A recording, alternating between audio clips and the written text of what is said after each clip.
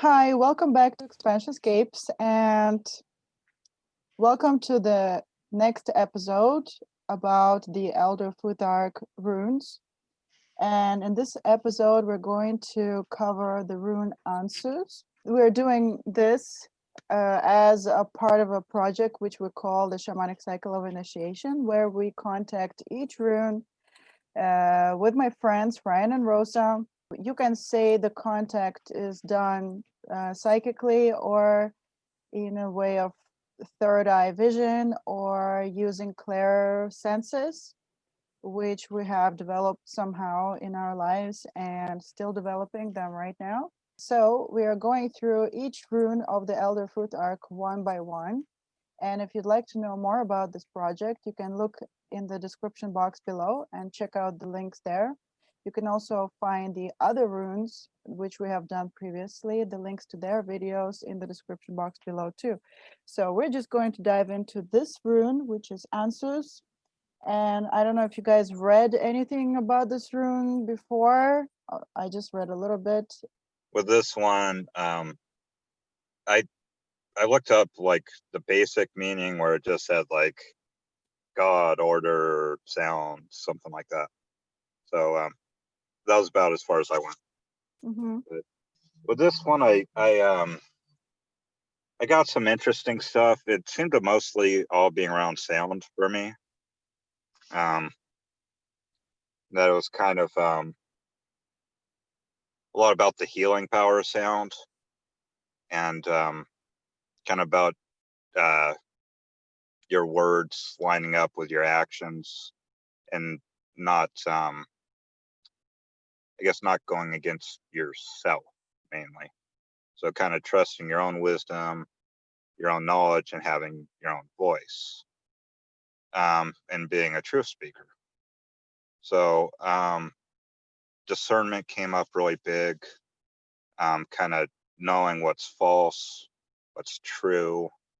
If you ever read like Don Miguel Ruiz's books, he'll talk about the voice of knowledge and tell the story about the parasite and the ally, and it's kind of about discerning, your words when they're kind of true or false in a way. But I don't want to go into that too much. But so I was getting kind of like the beauty of a song and how it can gives a lot of people chills or makes them cry. It's all releasing. There can be a healing message and just words, or even like talk therapy. And the ferocity of a battle cry, or battle cry can demoralize the enemy. So words can be helpful, they can be hurtful, they can be healing. Made me think of the bard, with their songs and kind of speeches and storytelling, and a lot of things like that. And the wisdom in the air came up strong because words were kind of verbally giving, I guess, verbal communication and sort of shaping words. And the air just has like 1 billion years of wisdom in it. So does the earth. So the main thing I got, though, main message, which I think was Odin, was to hear the sound of time passing in every second, to learn to hear it, which I kind of think means work on your clairaudience. But that way is what resonates most with me, to kind of develop that sense. And it also made me think of, it was just inquiry. I just kept asking questions with whatever I was getting. But there was kind of like, I guess the old times, they kind of had a speaker for the gods, the one best at deciphering what they're being told and the wisdom to share with the group or whatnot. And some people that could kind of speak their wordless words in the vibration that matches what they're getting, which I think would be a cool goal to get to someday. So that's pretty much what I got, and not a lot of visual stuff, except a giant ass sword, which anyhow, there's like a couple places whenever I do these meditations. It's like there's like a kind of place by the sea, and the place, well, actually it's kind of the same place with a giant ass sword. And that's usually where it takes me. But the sound of time seemed to be the important message. In fact, there was like kind of like the symbol of Ansuz becoming like a wave of time, like a river of time, and kind of souls all in it and their sounds and vibrations. So maybe spirit communication as well, which all of this kind of is. But yeah. So anyhow, that's what I got. You make it sound so like, oh yeah, that's it. That's all I got. Yeah. I know. You got a lot. Oh my gosh. Oh, it's really cool. And Rosa, you really love stuff. music and sound. So like Mm-hmm. probably resonates with you a lot. The sound of time, that's really cool. Wow. Yeah, that was the cool one I got. That was the one that gave me like the aha sort of feeling. It's like that was what I was meant to get. Hear the sound of every second passing in time. Yeah, I found some things that resonates with me, but I guess I'll say it later. Yeah, me too. Well, Rosa, go do you next. want to go second? Sure. You'll be reading through my notes for the first time along with me. Okay. So welcome on this journey as we read through my notes, because I didn't go through them. But yeah, it was a good meditation. Let's see. It started out where I saw these two girls next to each other. And this is similar to what Ryan was saying. I saw them communicating with each other, but they were communicating with their body language, through their eyes, through their souls, through the words beyond the words. And there was like some minimal talking, but the talking was not the messages. It was the other stuff that was the real messages. And I felt like I was like a godlike being overlooking them and observing all of this too. Let's see. I felt like people had like some sort of antenna connecting them to others. Saw contracts. I saw the symbol of Ansuz. These were all things I saw as related to the wisdom of the symbol of Ansuz. So contracts. So this is like form of communication. Contracts, written rules. That was another thing that came up. I saw spirits communicating after their past, still communicating. I saw eyes as this was the key to me. This was like the key, like the eyes were the key to the soul, and that was the key to the purest form of communication, I guess you can say. It's the connection of the light through their eyes. I asked how the symbol manifests in my life, and I just felt like it had to do with my connection to divine. I asked how I can have more balance in a healthy relationship with the wisdom of this rune, and I felt like be cleaner, be healthier, be get my energy cleaner, more active, things like that. I asked how does it, some different representations of how it is in our current reality, and I saw cell phones. Everyone walking around with their cell phones, talking to each other. I saw cell phone towers as the infrastructure of this communication, internet, social media, and sound, just all forms of sound. Let's see. I got some blessings from Odin in the room. I asked for them to help me to have a healthier balance state with the wisdom of this rune, and I saw myself getting cleaned up. I saw some broken pipes being reconnected and fixed up, so that was nice. I saw some dirty muck getting cleaned up. So lots of love from the wisdom of Odin and the rune, and they brought lots of help to me. I asked how did wait, hang on. Yeah, I did ask about how did this rune have, like, how did the symbol come about? And this is when I saw like this mermaid type.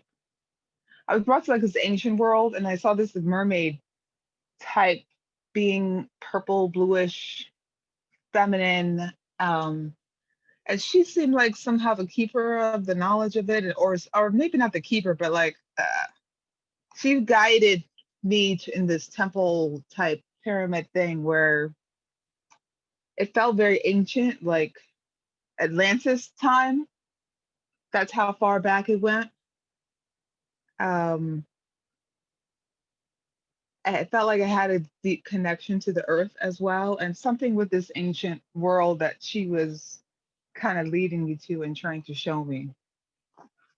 The main thing about the room that I felt was this connection to divine, connection to souls through their eyes, through their sound, through communication. So that would, if I were to pick what was the biggest message I got from the rune, I would say that was the biggest thing I got from it. And that's it. And that's my notes. We have concluded my notes. Cool. So again, yeah, I don't know. I'm not even trying to summarize anything in any words because none of this is summarizable, right? Yeah. So for me, I also have like so much notes, and this time I saw a lot of symbols. I'm just gonna have to pick and choose because it's like way too much. Maybe that's the reason I got a really horrible migraine after the meditations.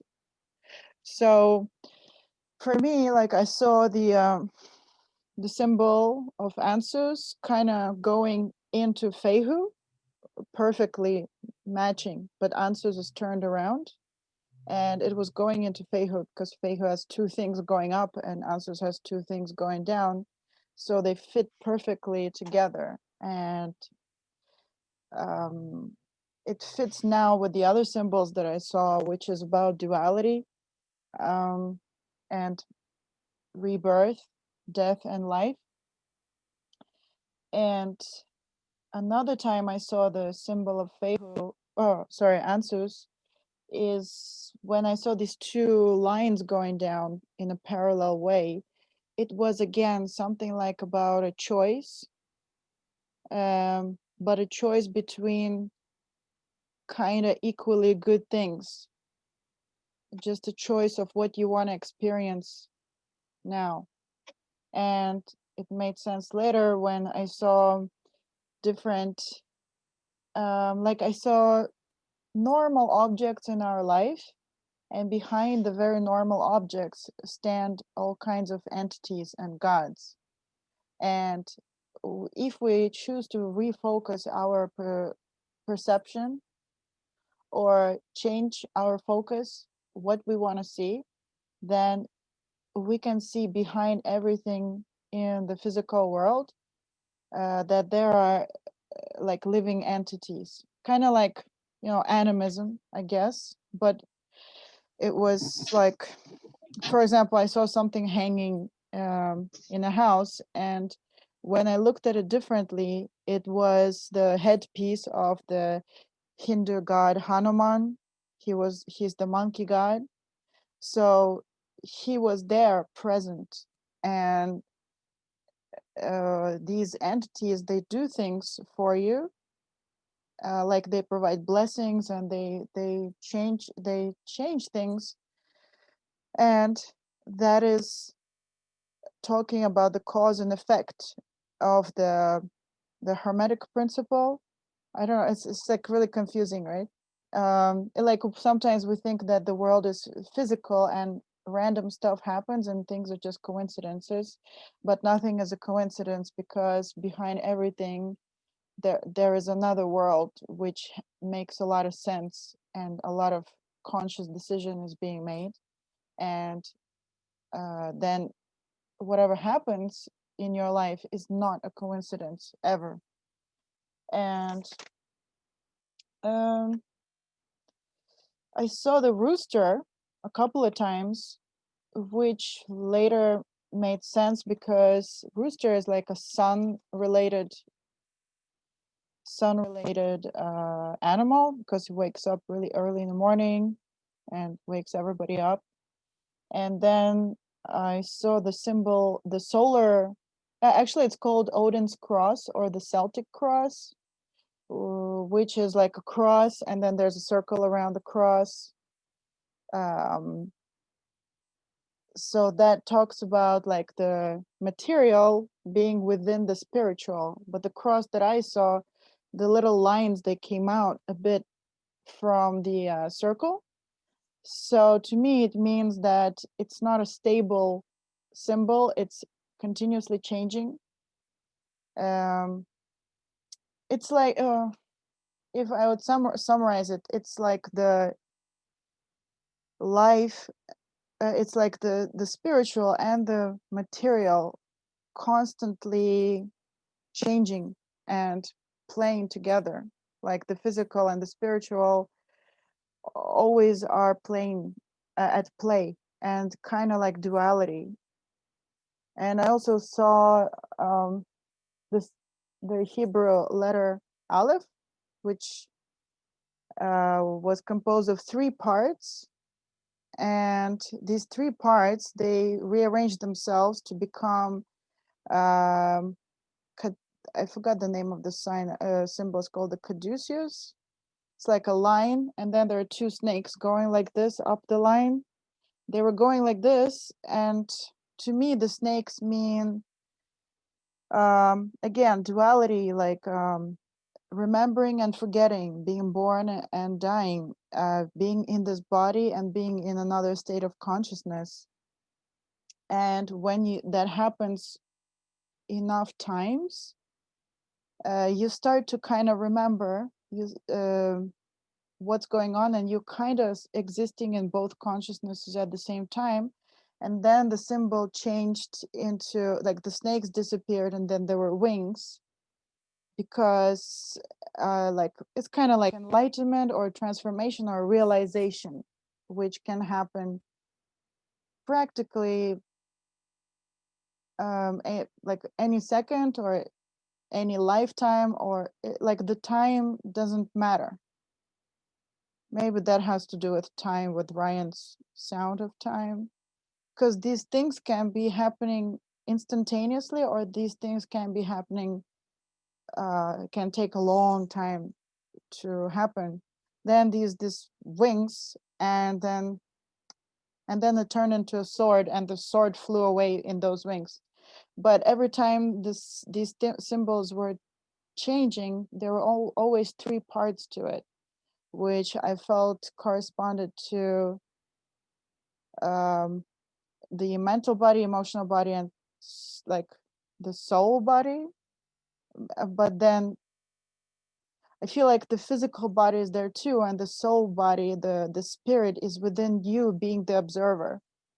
As in, when Rosa was the observer of the girls talking, you were the kind of God consciousness observing. So I feel like the symbol has 3 parts, because you are the 4th part. And I saw a lot of like hands pointing at me and saying that you are behind the spiritual stuff that you think is the mysticism. You think that there's mysticism behind your life, and you don't know what is the mystery in your life. But it kept telling me that actually you are the one behind it.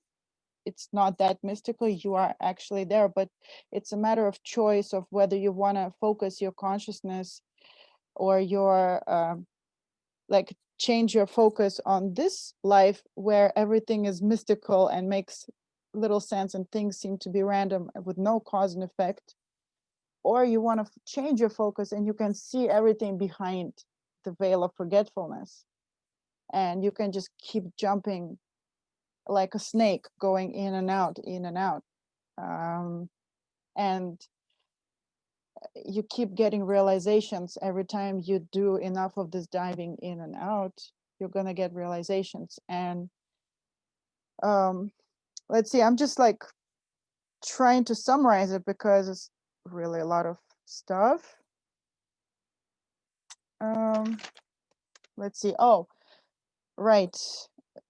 So I saw this kind of blue, a spark of life kind of energy or something, and it was in the form of a hand, and the spark of life, it was like spirit, and the spirit was kind of like rivers, and the rivers were going out into tiny pieces, and for some reason it formed a hand, and it formed like little streams, smaller and smaller. It's like a tree, basically, upside down, like a tree.